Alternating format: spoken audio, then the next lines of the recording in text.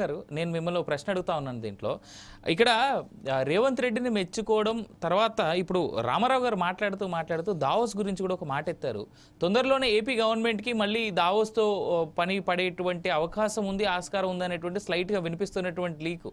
అంటే ఇక్కడ ఇప్పుడు రామారావు గారు అన్నట్టు హైదరాబాద్‌లో ఉన్నటువంటి పవన్ కళ్యాణ్ గారి ఆస్తుల్ని కేవలం కాపాడుకోవడానికి ఇచ్చినటువంటి స్టేట్మెంట్స్ లాగే చూడొచ్చా? దీన్ని ఎలా చూడొచ్చు అసలు? ఇన్‌ఫాక్ట్ ఆయన అల్లు అర్జున్ మీద స్టేట్మెంట్సే కావచ్చు, లేదా అసలు రేవంత్ రెడ్డిని పొగడతా ఎప్పుడు ఎక్స్పెక్ట్ కూడా చేయండి.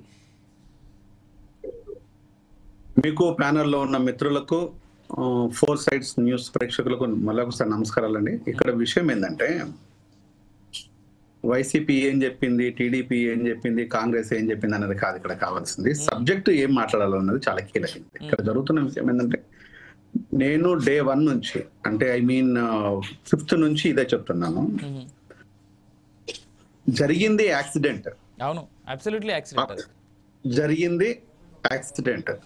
యాక్సిడెంట్ జరగడానికి అల్లు అర్జున్ కారణం అయి ఉండొచ్చు, కాకపోయి ఉండొచ్చు. కానీ జరిగిన తర్వాత అల్లు అర్జున్ చేతిలోనే ఉంది మేనేజ్మెంట్ మొత్తం, లేకపోతే సినిమా టీం చేతిలో ఉంది.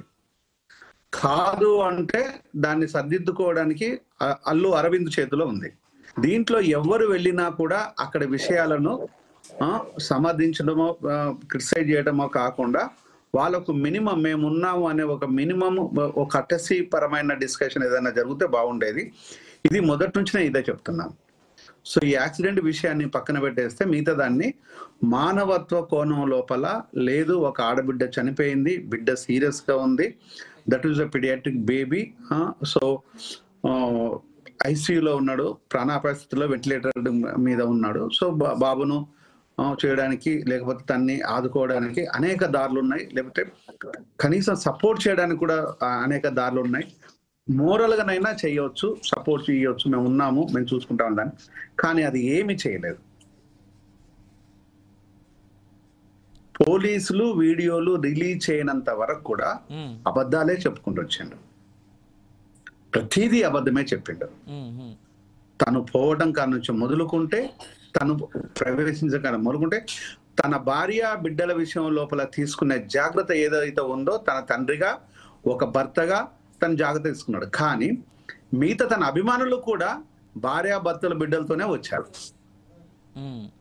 నేను ఇప్పుడు ఒకటి చెప్తున్నాను, అల్లు అర్జున్ వెళ్ళకుండాల్సింది. ఆయన నార్మల్ పర్సన్ కాదు. నేనో మీరో పోతే that is a different story. కానీ అల్లు అర్జున్లో ఒక చరిష్మా ఉన్న వ్యక్తి. అప్పటికి కూడా మొత్తం ఒక బజ్ క్రియేట్ చేశారు. పూర్తి స్థాయిలో ఒక బజ్ క్రియేట్ చేసి దాన్ని అక్కడికి వెళ్ళేసి తను చేతులు ఊపుకుంటూ వెళ్ళడం, వాళ్ళను రెచ్చగొట్టడం, దాంతో పాటు వచ్చేసి ఈవెన్ థియేటర్లో కూడా పదే పదే పదే పదే లేచి నించోవటం, అట్లా ఒక 4-5 టైమ్స్ లేచి నించోవడం, వాళ్ళను చేతులు ఊపడం చేయడం. ఒకవేళ కనుక ఇదంతా జరుగుతున్న క్రమం లోపల ఆ మధ్యలోనే పోలీసులు అప్రోచమైన విషయం చెప్పారు, పోలీసులు కలిశారని చెప్పారు, పోలీసులు పోయేటప్పుడు కూడా సహకరించారు, వచ్చేటప్పుడు తీసుకొచ్చారు. ఇక బలవంతంగా తీసుకొచ్చారా, బతిలాడి తీసుకొచ్చారా, బెదిరి తీసుకొచ్చే విషయం పక్కన పెట్టేద్దాం. వచ్చారు. వచ్చిన తర్వాత మరుసటి రోజు తెల్లవారి కాదు, అప్పుడు కాదు, మరుసటి రోజు ఈవినింగ్ తాని ఒక ఈవినింగ్ కూడా కాదు, మరుసటి రోజుకు ఒక వీడియో రిలీజ్ చేశారు. నాకు ఇప్పుడే తెలిసింది, నాకు ఈ విధంగా తెలిసినట్టుగా రిలీజ్ చేశారు. అది అబద్ధమే కదా. అంటే ఇక్కడ అల్లు అర్జున్ అనే వ్యక్తి ఒక చరిష్మా ఉన్న వ్యక్తి. నువ్వు చెప్తున్నవి నీ ఇంపాక్ట్ అనేది ప్రజల మీద పాజిటివ్ గానో నెగిటివ్ గానో పడుతుంది. కానీ నీ అభిమానుల కోసము నువ్వు అబద్ధం చెప్పాల్సిన పని లేదు. మరి ఎందుకు అబద్ధం చెప్పినట్టు? దీన్ని మేము అబ్జర్వ్ చేస్తున్నది. ఇక్కడ జరుగుతున్న విషయం ఏంటంటే అక్కడ అల్లు అర్జున్ ఏమన్నాడు, రేవంత్ ఏమన్నాడు, నెక్స్ట్ పవన్ కళ్యాణ్ ఏమన్నాడు, ఇది కాదు మాకు కావాల్సింది. ఒక కామన్ మ్యాన్ గా మినిమం రెస్పాన్సిబిలిటీ, మినిమం కర్టసీ, ఒక సింపతి కర్టసీ కూడా లేకుండా దాన్ని చెప్పేసి 25 లక్షలు గొప్పగా అనౌన్స్ చేసేసారు. నేను 5 కోట్లు డిమాండ్ చేస్తున్నాను. ఆ రోజు నుంచి ఈ రోజు వరకు కూడా అది ఎలాంటి డిస్ప్యూట్ లేదు. నన్ను మన ఉస్మానికి పిలిచారు, ఇదే విషయం మీద మాట్లాడారు. నేను వాళ్ళకి అదే విషయాన్ని చెప్పాను. ఇతర అంశాల లోపల టీవీ ఛానల్స్ లో కూడా ఇదే విషయం చెప్పాను. అనేక సందర్భాల్లో కూడా ఇదే విషయాన్ని చెప్పాను. ఎందుకు ఇది చెప్పాల్సి వచ్చింది అంటే అక్కడ జరుగుతున్న విషయాలు మీరు 1400 కోట్లు, 1500 కోట్లు, 1000 కోట్లు దాటిందంటే డబ్బా కొట్టుకున్నది మీరు.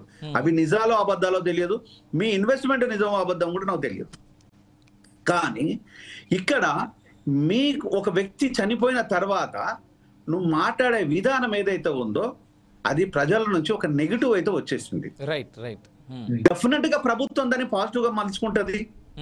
ఈ నెగిటివ్ నే కదా ప్రభుత్వం పాజిటివ్ గా మలుచుకునేది. అంతేగా సార్, ఒక చిన్న సందు దొరికితే చాలు వాళ్ళకి. ఈవెన్ అసెంబ్లీలో అడిగి పిచ్చాడా అడిగాడా అనేది కూడా అవసరం లేదు. ఈ రెండు వాదనలు ఉన్నాయి. అడిగి పిచ్చారనే వాదన ఉన్నది, అడిగారనే వాదన ఉంది. ఏదేమైనా కూడా రేవంత్ మాత్రము మాట్లాడాడు. మాట్లాడిన తర్వాత తను వన్ సైడ్ తీసేసుకొని, లేదు నేను ఏ అంశాలనైతే పదే ఎందుకు ఇచ్చారు అసలు, ఎందుకు ఇవ్వాలి, ఎన్టీఆర్ గారు కావచ్చు, తులసిరెడ్డి గారు అంటే మా అందరికన్నా పెద్దవారు, ఆయనకు చాలా క్లియర్ గా తెలుసు. దివిసీమ విషయం లోపల ఒకప్పుడు సినిమా హీరోలు జోలె పట్టుకొని అడుక్కొచ్చి ప్రజలకు అన్నం పెట్టిన దాఖలాలు చూసాం. కానీ ఈ రోజు జేబుల నుంచి డబ్బులు కొట్టుకపోతున్నది హీరోలు.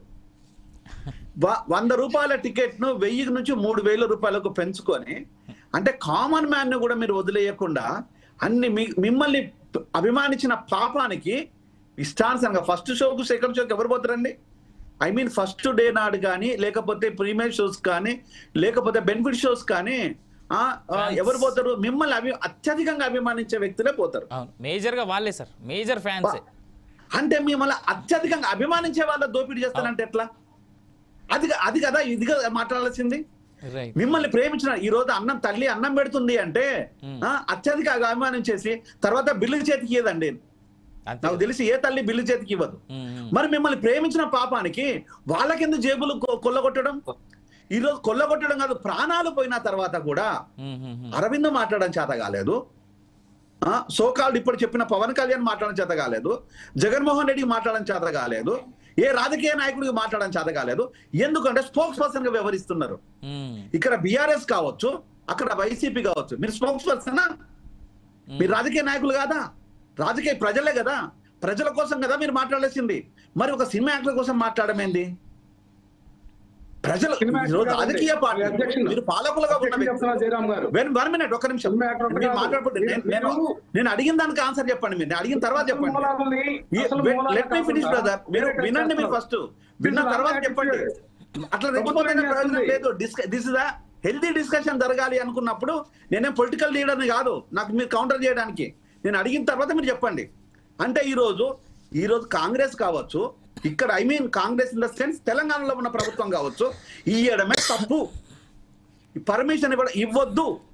ఎందుకు ఇవ్వాలి? 100 రోజులు ఆడేసి 100 రోజులు సిద్ధమోత్సవం జరిగేసిన దాఖలాలు ఉన్నాయి, డబ్బులు రాబట్టుకున్న దాఖలాలు ఉన్నాయి. కానీ వారం రోజులలో డబ్బులు కావాలి వీళ్ళకు, వారం రోజుల లోపల దోచుకోవాలి, వారం రోజుల వల్ల దాచుకోవాలి. అంటే దీన్ని అకౌంటబిలిటీ లేకుండా వీళ్ళు చెప్పే విధానం ఏంటంటే, రేపటికి ఇదే డబ్బుల మీద వీళ్ళు ట్యాక్సులు పే చేస్తున్నారా? ఇదే డబ్బుల మీద వీళ్ళు ట్యాక్సులు నిజంగా పే చేస్తున్నారా? నిజంగా మీరు ఖర్చు పెట్టే ఖర్చులు ఏమన్నా అది జెన్యూనేనా? దేనికి కూడా సినిమా ఇండస్ట్రీలో జరుగుతున్న దానికి దేని కూడా ఒక నిబద్ధత అనేది లేదు. ఇది అందరికీ తెలిసిన విషయమే. చిరంజీవి గారికి తెలుసు, పవన్ కళ్యాణ్కి తెలుసు, మనందరికీ తెలిసిన విషయమే. ఖచ్చితంగా ఇంతే ఉంటుంది అనేది లేదు. వీళ్ళు చెప్తున్నది వింటున్నాం. అంటే ఈ రోజు హైప్ క్రియేట్ చేయడాన్ని, ఆ హైప్ ని ప్రజల లోపల తీసుకెళ్లడాన్ని దీన్ని చెప్తున్నారు. ఒక్క రకంగా చెప్పాలంటే ఒక దొంగ సినిమా తీసుకొచ్చేసి దొంగలాగా ఈ రోజు డబ్బులు లాక్కోవడమే. పుష్ప అనేది ఒక స్మగ్లర్, ఒక దొంగ. ఆ దొంగ కథను తీసుకొచ్చి దొంగలాగా ప్రజల నుంచి డబ్బులు లాక్కోవడమే కదా ఓవరాల్ గా. దీనికి గొప్ప ఉంది ఇక్కడ, దీనికి గొప్ప ఎక్కడ గొప్ప ఉంది? భగత్ సింగ్ స్టోరీ కాదు, ఓ అంబేద్కర్ స్టోరీ కాదు, ఓ గాంధీ స్టోరీ కాదు, ఓ ఇందిరాగాంధీ స్టోరీ కాదు, ఓ రాజీవ్ గాంధీ స్టోరీ కాదు. వీళ్ళు ప్రాణాలు అర్పించిన వాళ్ళు కదా. సుభాష్ చంద్రబోస్ స్టోరీ కాదు. దీనికి ఎందుకు బెనిఫిట్ షోలు ఇవ్వాలి? ఆ సినిమాలకి ఇవ్వాలి? ఫస్ట్ ఇవ్వడమే తప్పు. ఆ సినిమాలకి ఇంత హైప్ రాదు, ఆ సినిమాలకి ఎవరు పోరు సార్, చాలా మంది పోనే పోరు. అండ్ ఇంకోటి పోరు కాదు, ఆ సినిమాలు కనుక తీసినట్టు అవుతే ఇదే సినిమా ఇండస్ట్రీ వచ్చేసి నిలువున చీల్చి పట్టేసింది. చిన్న సినిమా పెద్ద సినిమా. అవును అవును ఈ చిన్న సినిమా అంటే పెద్ద సినిమా అంటే సినిమా కదా. మిమ్మల్ని మీరు వెలివేసినట్టు చిన్న సినిమా ఉన్న దర్శకులను కానీ ప్రొడ్యూసర్లు కానీ యాక్టర్లు కానీ వెలివేసేది మీరు, థియేటర్ ఇయర్లింది మీరు. పెద్ద సినిమా అంటే మీ బిడ్డలకు వచ్చిన పెద్ద సినిమా అంటే forceful actors, they are not actors, forceful actors. మిమ్మల్ని బలవంతపు హీరోలు వీళ్ళంతా. ఓ ఎన్టీఆర్ గారు, ఓ కృష్ణ గారు, ఓ నాగేశ్వరరావు గారు కాదు. వీళ్ళు ప్రజల కోసం వచ్చిన హీరోలు కాదు, బలవంతపు హీరోలు, బలవంతంగా ప్రజల మీద రుద్దుతున్న హీరోలు ఈ సో కాల్డ్ హీరోలు. Right right. I'll come back to again sir. ఒకసారి మస్తాన్ రావు గారి దగ్గరికి వెళ్దాం. మస్తాన్ గారు, మీరు వింటా